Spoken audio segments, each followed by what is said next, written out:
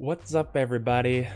It's your coach Sauce with the Kalamazoo Raichu facing off against the Laughlin Lurantis in this week's round of playoff good action. Now, just wanted to say, DJ, hell of a guy to prep for. I mean, this guy was having me worried sick. I'm trying my best just to go through all the potential possibilities this guy can come up with, and they're endless. This guy is a magician. So I think, we'll let everything kind of speak for itself here. So why don't we hop straight into those team builders? But first, I just want to show you guys how hard in terms of prep I was trying to do this.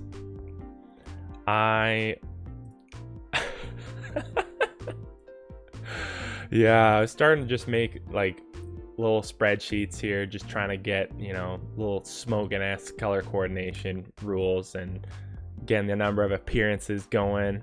But, at the end of the day, it just kind of ended up being one of those things where I kept just trying to think of new things constantly, to the point where I didn't really decide on anything good, and then kind of a last minute, oh, okay, so just one of those feelings. But let's just jump into what DJ had to bring this week. We got Untitled 7 Boys by Silverhammer, and so we're gonna start off here. Garrett 1, Surfetched with the leak, Scrappy, 72 HP, 236 attack, and 200 speed. Jolly nature with close combat, leaf blade, knockoff, and first impression. Surfetched. This guy's a beast. I mean, you'll see later in the video that these HP investments mattered quite a bit, and he was able to, this is just a standard good set against my whole team. So I knew he was kind of thinking that first impression, and looks like he did bring it. So Garrett 1, pretty good. But what's worse than Garrett 1? Garrett 2. Garrett 2 in the house with Leftovers and Drought. The Ninetales with Modest Nature, Max HP and Special Attack. And we're just going for the Calm Mind, Flamethrower, Energy Ball, and Encore set. So a bit of a bulkier set here. And to be honest, this kind of blew my mind. And even though simplistically it just it's just a Calm Mind set, right? But I didn't really think of bringing the Haze this week, where maybe I should have. But overall, this was a very devastating set, as you'll see in the game coming up. Next up, we got Garrett 7. I think he skipped 5 numbers here, TJ. Nah, but Garrett 7 here, Expert Belt, Iron Fist ability with max HP and attack, and a little bit of special defense sauce. Adamant nature, just grabbing Earthquake, Drain Punch, Poltergeist, Curse. Nothing too insane. I like the Curse option though, just to try and let him set up and get him potentially slow enough in these trick room scenarios where he could probably just start to 1v1 the Mudsdale. So if I brought it, which you'll see. Next up, we got Garrett, but is it? Question mark? Well, it is not. It's the Zapdos with Leftovers, Static, and this is the most convoluted set of EVs I've ever seen. We got max HP, 80 in defense, 48 in special attack, and 120 special defense. Calm natures with 0 attack IVs, going for Discharge, Heat Wave for the main attack moves, and then Roost and Toxic. Just trying to do a little bit of stally action here. And, a bit of a special defense wall here in Zapdos. We got It Is I, Garrett. Which, it's not me. It's not me. It's Lurantis. With an Assault Vest. Contrary, really like the Assault Vest here. Going max HP, 240 defense, and a little bit more in that special defense. And you're able to just grab a Leaf Storm, Superpower, Giga Drain, Knockoff. I mean, Lurantis is basically Latankus at this point. And finally, it is me, Garrett. It's me. No, it's not. It's Inteleon with the scope lens. Little fun set here with the sniper, max special attack, timid, and you just got 88 HP and 168 speed. Grabbing the snipe shot, ice beam, dark pulse, and focus energy for those crit crits, you know? So overall, this is a kick-ass team, you know? Really like the nicknames, you know? If it isn't Garrett, it's Garrett, you know? If Garrett's not coming at you, it's gonna be Garrett 2. If Garrett 7 isn't gonna do it, it's like, it's me, Garrett, coming in. Or maybe it's Garrett. You never know.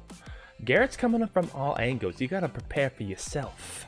Because as DJ kind of basically explained through the nicknames and through this team, you're only your own worst enemy. You know what I'm saying? So without further ado, it's Kalamazoo time. We have Long Neck Nelly coming in. Now, I was pretty fixated on this Golurk, so I went with the Yoshberry to reduce that ice type 4 times.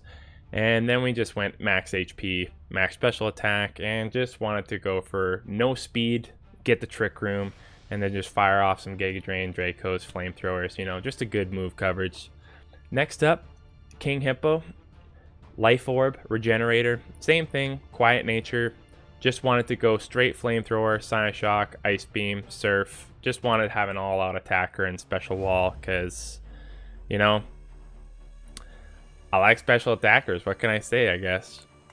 Next is Gotcha with the Leftovers, Prankster. And this is just the main utility setup. Light Screen, as he has quite a bit of the special attack on his squad. And then Tailwind to set up Heliolisk, U-turn to get out of there in case he brought the Perish Trap again. And then some Trick Room, max HP, max defense. All good stuff from Gotcha. Dane Cook coming in, choice specs, solar power. I knew he was gonna probably bring the Ninetales, so just wanted to go on that boat again. Grass Knot, Dark Pulse, Thunderbolt, Volt Switch, just getting your max speed, max attack. Next is Harvey, the Aegis Slash, another Life Orb user. Did a little bit of split attack and defense here just to try and live a couple of things. Adamant Nature with the Swords Dance, Shadow Sneak, Shadow Claw, and Brick Break for those screens I thought he'd bring. Perhaps Klefki or Venusaur, you never know. And lastly, Wingding with Black Sludge, getting Defog, U-turn, and Tailwind, and then I thought maybe some Mimic action in case we got thrown out against a Klefki or something cool. Just wanted to maybe, you know, surprise him a little bit. So that is your Kalamazoo Raichu for Game 2 of this playoff series, and let's jump right into the game. Alright, looking at his team, it's a pretty scary lineup, but we're sticking with our guns, and we're going to start off with little Whimsicott action, just set things up. So he leads with the Ninetales, and I put up a light screen, and he encores me instantly. So I need to get out of there, because, you know, then he starts setting up Calm Mind. And this is where things started to go downhill, you know. He starts setting up on me. I have, you know, and then he reads the T-Bolt switch.